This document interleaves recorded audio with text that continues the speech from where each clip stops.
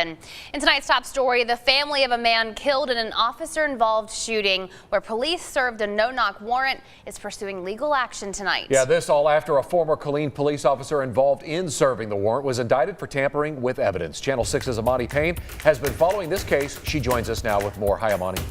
Chris and Leslie, the family and their attorney made it very clear that they want to see more charges and more training for officers. They also say a civil suit may be coming in the near future.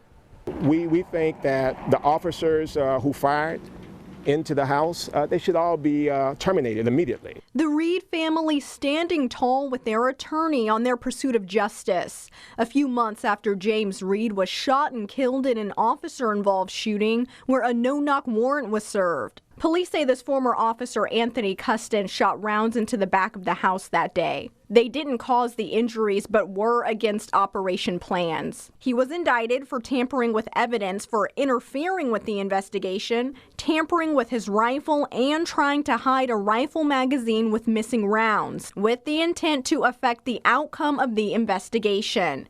He's since resigned. Reed's brother says this destroys the family's trust for KPD. It ain't no trust. It never been no trust because the system been crooked and corrupt since the beginning.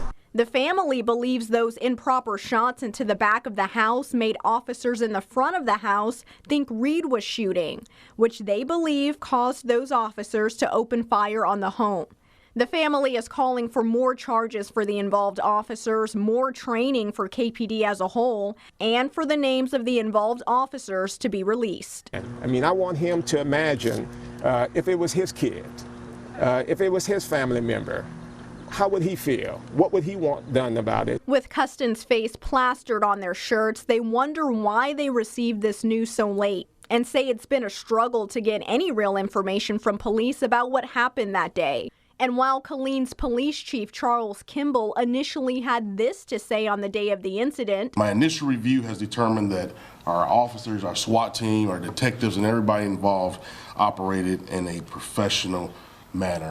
He's now changed his tune, saying the officers' actions were unacceptable and that unethical behavior within the department will not be tolerated. The family says they're still grieving over the loss of Reed, but hope their call for police accountability and push for justice will prevent something similar from happening again.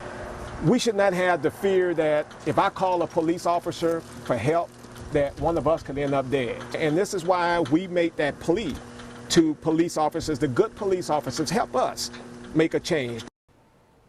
The family has created a petition asking for no-knock warrants to be banned in the city. It has over 1,000 signatures so far. For more information about that, visit kcentv.com. Chris and Leslie.